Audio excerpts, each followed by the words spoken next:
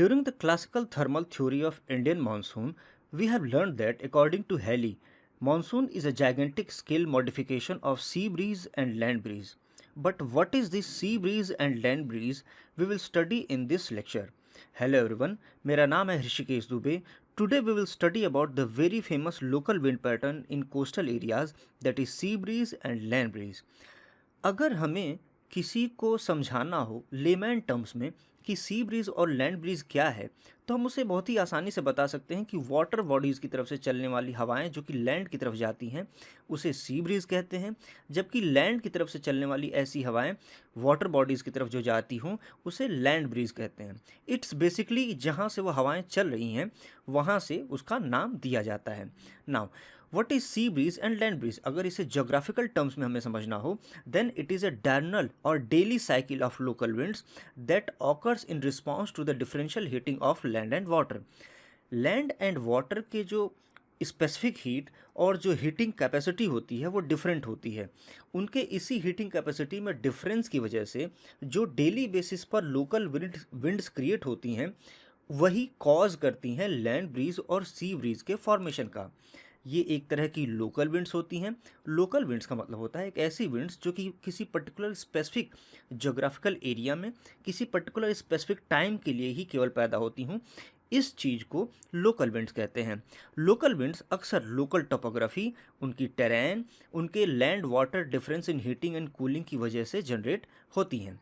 Now thermal theory में हम लोगों ने पढ़ा था कि monsoon is a gigantic sea and land breeze, यानी मानसून जो है वो एक तरह का जाइगेंटिक यानी बहुत ही बड़े स्तर पे सी ब्रीज और लैंड ब्रीज का ही एग्जाम्पल है. Now in the further slide we will see that how heating and cooling produces pressure gradients that causes these winds. तो ये विंड्स प्रेशर ग्रेडियंट्स की वजह से कैसे पैदा हो रही हैं, इस चीज़ को हम अपने आगे आने वाली स्लाइड्स में देखते हैं. सी ब्रीज कैसे फॉर्म होता है, अगर इसकी हम कॉन्सेप्ट को समझना चाहें तो सबसे आसान है कि दिन के टाइम पे जब हम देखते हैं तो हम पाते हैं कि जो हमारा लैंड है, जो हमारी धरती है, वो बहुत ही ज़्यादा आसानी से बहुत ही ज़्यादा क्विकली हीटअप हो जाती है. And because of this heating land develops a local low pressure area. यहाँ पे हमें एक लोकल लो प्रेशर एरिया देखने को मिलता है which causes the lowering the density of, यानी कि वो जो डेंसिटी होती है उसके ऊपर के एयर की वो वहाँ पे डिक्रीज हो जाती है and air started rising. Air rise करना शुरू कर देती है and to fill this gap, to fill this void which develops due to the local low pressure area, the high pressure area from sea, the air started moving. तो जब सी की तरफ से हमें हाई प्रेशर देखने को मिलता है क्योंकि ये अभी हीटअप नहीं हुआ है और लैंड पे ज़्यादा क्विकली हीटअप हो जाने की वजह से हमें वहाँ पे लोकल लो प्रेशर एरिया दिख रहा है, वहाँ से इस जो विंड है वो मूव करना शुरू करती है. तो ये जो विंड होती है, that wind which originates from sea and in day time, this wind is known as sea breeze. ये एक विंड जो है वो सी ब्रीज कहलाती है, इसको सी ब्रीज का नाम दे देते हैं. सी ब्रीज कई सारी शहरों जैसे कि मुंबई, गोवा, कोची, इंटरनेशनल लेवल पे लॉस एंजल्स, इन सारे ही सिटीज़ को जो कि कोस्टल एरियाज़ में हैं उनको हॉट समर डेज़ में बहुत ही ज़्यादा राहत देती हैं, उनको कूल करती हैं. In general sea breeze is more extensive both vertically and horizontally than land breeze. जो सी ब्रीज होती है वो ज़्यादा पावरफुल होती है, वो ज़्यादा एक्सटेंसिव होती है, बोथ वर्टिकली यानी कि जब वो राइज कर रही होती है अगर वहाँ पे लो प्रेशर है, या फिर हॉरिजेंटली अगर वहाँ से वो मूव कर रही है. इन बोथ द केसेस हम क्या पाते हैं कि सी ब्रीज जनरली क्या होती है, ज़्यादा स्ट्रॉन्गर होती है, ज़्यादा एक्सटेंसिव होती है. ठीक है, तो ये सारी जो सी ब्रिज के फॉर्मेशन है, low pressure, relatively low pressure हम कहेंगे, relatively low pressure and high pressure के फॉर्मेशन की वजह से दिन के टाइम में हमें सी ब्रीज देखने को मिलती है.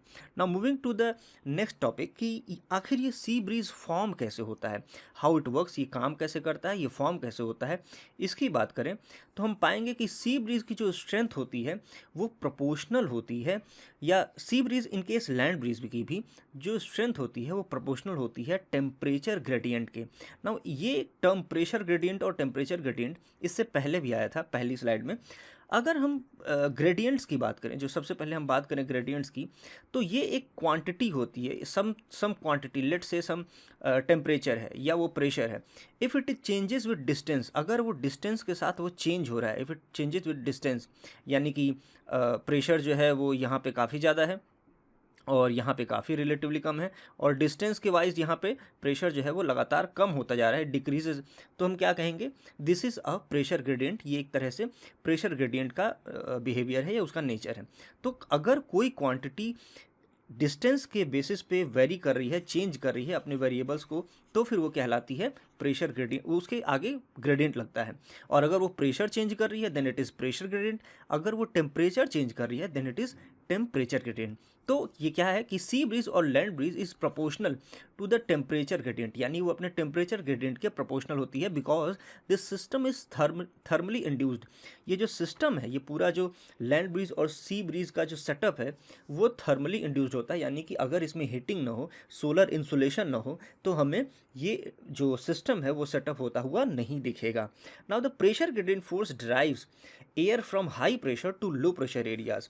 अब प्रेशर ग्रेडियंट फोर्स जो होता है वो ड्राइव करता है, किस चीज़ को ड्राइव करता है, हाई प्रेशर एरियाज से लो प्रेशर एरियाज की तरफ हवाएं मूव करती हैं। अब देखो, ये कुछ नॉन साइंस स्टूडेंट को बहुत ही ज़्यादा प्रॉब्लम में करता है कि हाई प्रेशर एरिया से लो प्रेशर जाती है या लो प्रेशर से हाई प्रेशर जाती है। मैं तुम्हें इसका एक छोटा सा एनालॉजी देता हूँ, बहुत ही सिंपल है, बहुत ही आसान है, तुमको एकदम आसानी से समझ में आ जाएगा, हमेशा याद रखना इसको। अगर सपोज़ करो कि कोई एक रूम है जिस रूम में 200 लोग हैं, ठीक है, लेट से कोई एक रूम है जिसमें 200 लोग हैं, और कोई उसके बगल में ही एक दूसरा रूम भी है, ठीक है, और वहाँ पे केवल 10 लोग हैं, रिलेटिवली लार्जर रूम है लेकिन वहाँ पे सिर्फ 10 लोग हैं, ठीक है। अब जब भी कभी ऐसा होगा और तुम इन दोनों कमरों को बंद करो, अभी यहाँ पे दोनों कमरों को हमें बंद रखना है, यहाँ पे भी बंद रखना है, यहाँ पे भी बंद रखना है। इन केस इन दोनों कमरों को एक साथ खोल दोगे तो क्या होगा, यहाँ से नेचुरली लोग निकल करके इस कमरे में जाएंगे।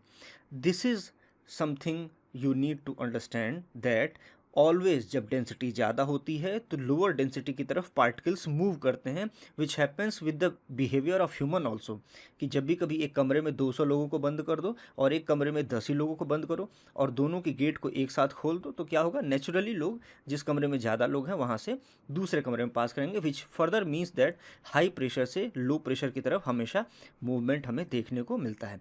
ये चीज़, ये एनालॉजी अगर तुम्हें याद रही, जो लोग नॉन साइंस के हैं उन लोगों को काफ़ी समझ में आ रही होगी बात कि मैं इसको किस तरीके से रिलेट कर रहा हूँ। तो हाई प्रेशर से लो प्रेशर की तरफ हमेशा हवाएं जो हैं वो मूव करती हैं, ठीक। Now moving to the topic कि हम लोग प्रेशर ग्रेडियंट फोर्स को समझ रहे थे कि हाई प्रेशर से हमेशा लो प्रेशर एरिया की तरफ हवाएं मूव करती हैं, causing air that rose over the low pressure area to sink and replace the air that sank over the high pressure area. अब ये क्या चीज़ है इसको समझ लेते हैं। देखो, कभी भी जब इस तरह का लैंड ब्रीज या सी ब्रीज का सिस्टम फॉर्म होते हुए हमें दिखाई पड़ेगा तो हमें ये पता चलेगा कि कहीं पे हीटिंग की वजह से वार्म अप हो गया है, वो जो एरिया है जो वार्म अप हो गया है वो क्या हो गया है, लो प्रेशर फॉर्म कर दिया है, और उस लो प्रेशर की वजह से क्या होता है, जो हवाएं हैं वो तेज़ी से राइज करती हैं।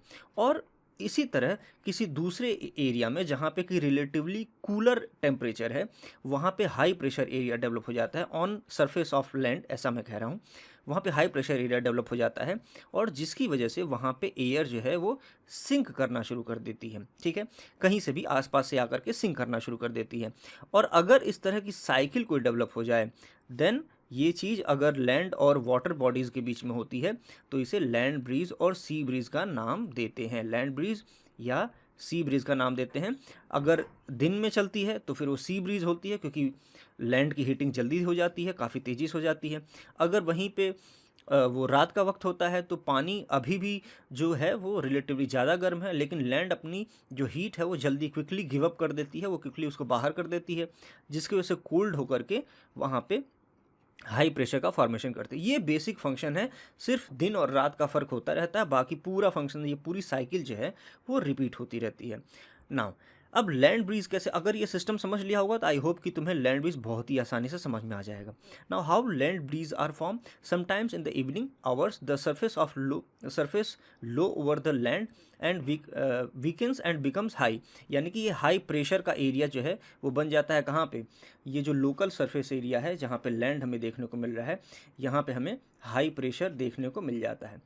हाई प्रेशर एरिया यहाँ पे हमें देखने को मिल जाता है, जिसकी वजह से एयर जो है वो सिंक करना शुरू कर देती है, जबकि ओशन जो है वो अभी भी वार्मर है और वहाँ पे लो pressure area, relatively local low pressure area develop हो जाता है.